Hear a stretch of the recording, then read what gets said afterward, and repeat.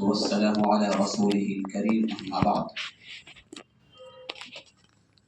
أعوذ بالله من الشيطان الرجيم. بسم الله الرحمن الرحيم. أطيعوا الله وأطيعوا الرسول. وقال تعالى في موضع آخر: ومن يطع الله ورسوله فقد فاز فوزا عظيما. وقال تعالى في موضع آخر: قل إن كنتم تحبون الله فاتبعوني يحببكم الله. وقال النبي صلى الله عليه وسلم: لا يؤمن أحدكم حتى أكون أحب إليه من والده وولده والناس أجمعين. وقال النبي صلى الله عليه وسلم: لا يؤمن أحدكم حتى يكون هواه تبعا لما جئت به، أو كما قال عليه الصلاة والتسليم. معزز بزرگان دین، نوجوان دوستو، ہمارا وقت انتہائی قیمتی وقت ہے اور آپ سب بھی انتہائی قیمتی لوگ ہیں، مصروف لوگ ہیں. اس سے قبل کہ موضوع کی طرف میں آؤں، وقت کے قیمتی ہونے پر قرآن مقدس کی ایک عظیم سورۃ العصر، جس میں اللہ تعالیٰ نے زمانے کی قسم کھا کر فرمایا والعصر، قسم ہے زمانے کی. امام شافعی رحمۃ اللہ علیہ فرماتے ہیں کہ اگر اللہ رب العزت پورے قرآن مقدس کو نازل نہ فرماتے، صرف سورہ عصر کو نازل فرما دیتے، تو انسان کو زندگی گزارنے کے لیے رہنمائی مل جاتی. زمانے اور وقت کی اتنی قیمت ہے. پاکستان کے ایک بہت بڑے تعلیم یافتہ چارٹرڈ اکاؤنٹنٹ جناب بشیر جماعت صاحب کی ایک کتاب ہے شاہ راہ زندگی پر کامیابی کا سفر. اس کتاب میں انہوں نے ایک عنوان لگایا. عنوان میں لکھا وقت اور پیسہ، اور اس کے تحت انہوں نے ایک چھوٹا سا اس کے متعلق انہوں نے بات لکھی ہے. میں تقریباً 14 سال پہلے اس کو پڑھا، لیکن مجھے بار بار وہ بات یاد آتی ہے. میں چاہتا ہوں کہ آپ کو بھی بتاؤں کہ وقت کتنا قیمتی ہے. لکھتے ہیں کہ آپ ایک ویرانے جگہ پر ہوں، ایک ایسے کھنڈرات اور ایسے جنگل میں جہاں پر 2 ٹنکی رکھی گئی ہے پانی کی. جو 2 ٹینک پانی کے ہیں، ایک میں نل لگا ہوا ہے اور ایک کا نل ٹوٹا ہوا ہے، اور آپ کے زندگی گزارنے کے لیے بس وہی پانی ہے. آپ میں سے کسی سے کہا جائے کہ کس پانی کو استعمال کرے گا؟ جس کا نل ٹوٹ گیا ہے، پانی گر رہا ہے ہر وقت، اس کو استعمال کرے گا؟ جس میں نل لگا ہوا ہے اس کو کھول کے استعمال کرے گا؟ کس کو استعمال کرے گا؟ ظاہر سی بات ہے جس کا نل ٹوٹ گیا ہے، جو پانی نکل رہا ہے آٹومیٹک، اس کو استعمال کرے گا، کیونکہ استعمال کرے نہ کرے وہ پانی ضائع ہو جائے گا. لیکن جس میں نل لگا ہوا ہے وہ اپنی مرضی سے کھول اور بند کر سکتا ہے. اس کے بعد لکھتے ہیں کہ ٹائم وہ ٹوٹے ہوئے نل کی طرح ہے، اور پیسہ وہ لگے ہوئے نل کی طرح ہے. آپ پیسے کو اپنے حساب سے استعمال کر سکتے ہیں، لیکن وقت کو اپنے حساب سے استعمال نہیں کر سکتے. وہ وقت نکل رہا ہے آپ میں، ہر لمحہ 1 سیکنڈ جو چلا گیا پھر لوٹ کر نہیں آئے گا. تو ہم لوگ انتہائی قیمتی لوگ ہیں، اور ماشاءاللہ آپ لوگوں نے اپنے وقتوں کو صحیح کام میں لگایا ہے، آج اس مقام پر پہنچے ہیں. اللہ ہم سب کو اپنے وقتوں کو قیمتی بنانے اور اس کو صحیح استعمال کرنے کی توفیق مرحمت فرمائے. آمین. اب میں نے چند آیات کریمہ، 3 آیات کریمہ کے ٹکڑے ہم نے آپ کے سامنے پڑھے ہیں. تینوں کا آپس میں بڑا عجیب و غریب جوڑ ہے. اللہ رب العزت ارشاد فرماتے اطیعوا اللہ و اطیعوا الرسول، کہ اللہ اور رسول کی اطاعت کرو. ایک جگہ فرماتے ہیں قل، اے پیغمبر آپ فرما دیجئے ان کنتم تحبون اللہ فاتبعونی، اگر تم اللہ سے محبت کرتے ہو تو میری اطاعت کرو. یحببکم اللہ، اللہ تم سے محبت کرنے لگیں گے. تیسری آیت میں اللہ فرماتے ہیں ومن یطع اللہ ورسولہ فقد فاز فوزا عظیما. یہ سب سے اہم چیز ہے کہ جو اللہ رسول کی اطاعت کرے گا وہ بڑا کامیاب ہو جائے گا. یہ قرآن مقدس کا چیلنج اور دعویٰ ہے. ومن یطع اللہ ورسولہ فقد فاز فوزا عظیما، تاکید در تاکید، اس پر زور دے کر اللہ فرما رہے ہیں کہ جو اللہ اور رسول کی اطاعت کرے گا وہ بالیقین کامیاب ہو کر رہے گا. لیکن ہماری حالت یہ ہے، ہم ایسے مریض ہیں کہ دوا لکھواتے ڈاکٹر سے ہیں اور لیتے اپنے مرضی سے ہیں. شوگر کے مریض ہیں, ڈاکٹر کے پاس گئے, اس نے کہا کہ بھائی یہ پرہیز ہے اور یہ دوائیں آپ استعمال کیجیے. ہم دکان کے پاس گئے, دوا دکان کے پاس, ہم نے کہا میڈیسن والے کو بھائی آپ یہ دوا نکالو. اس نے کہا بھائی اس میں لکھا کچھ اور ہے. کہا کہ جو مجھے لینا وہ دو, پیسہ مجھے دینا ہے, ڈاکٹر کو نہیں دینا ہے. آپ نے دوا لیا, اس میں فیور کا دوا لیا, پیٹ کے درد کے دوا لیا, سر درد کے دوا لیا, آپ نے شوگر کی دوا نہیں لی.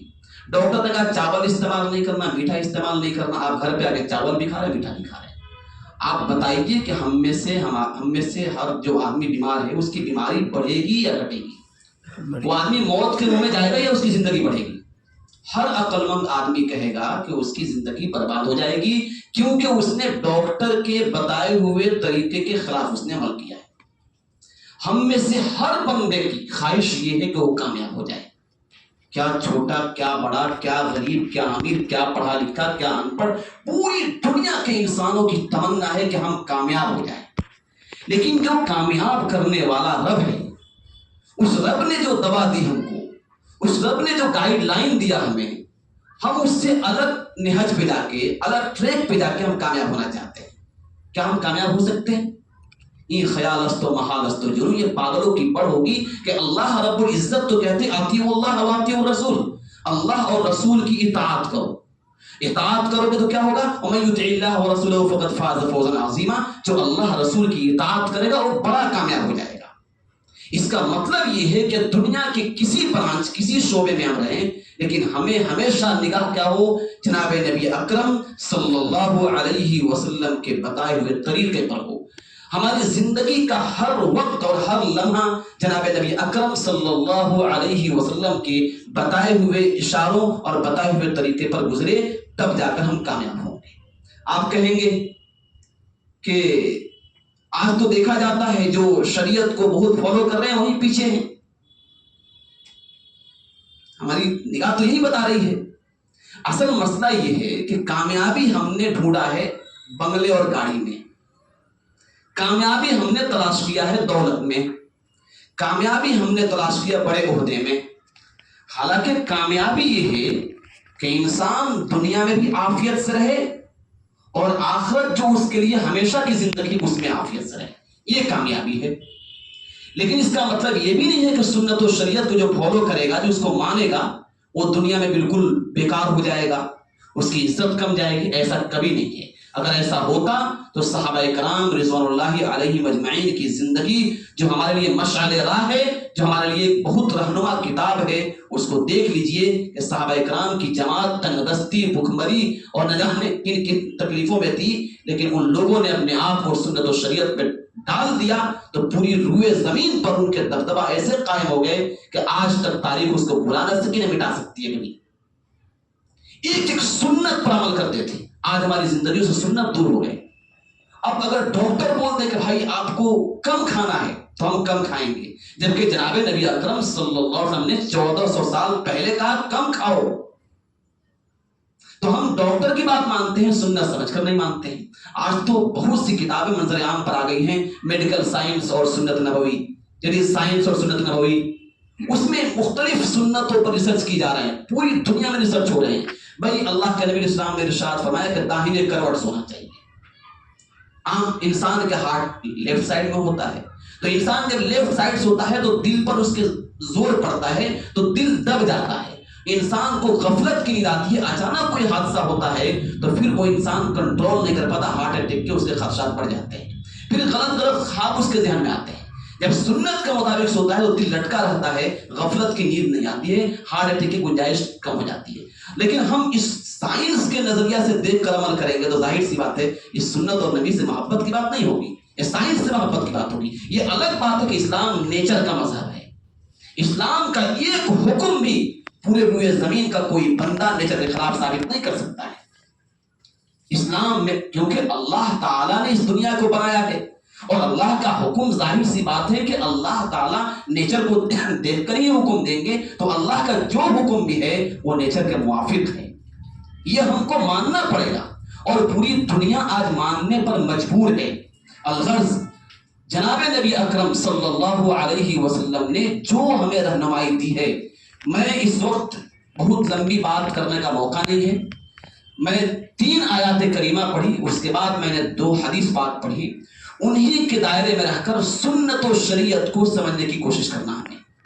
ایک حدیث ہے جو میں نے پڑھی، اللہ کے نبی فرماتے ہیں لا یؤمن احدکم حتی اکون احب الیہ من والدہ وولدہ والناس اجمعین، کہ تم میں سے کوئی بندہ، کوئی بھی فرد بشر اس وقت تک مومن نہیں ہو سکتا جب تک کہ میں اس کے نزدیک اس کے ماں باپ، اس کی اولاد اور روئے زمین کے تمام انسانوں سے زیادہ محبوب نہ ہو جاؤ۔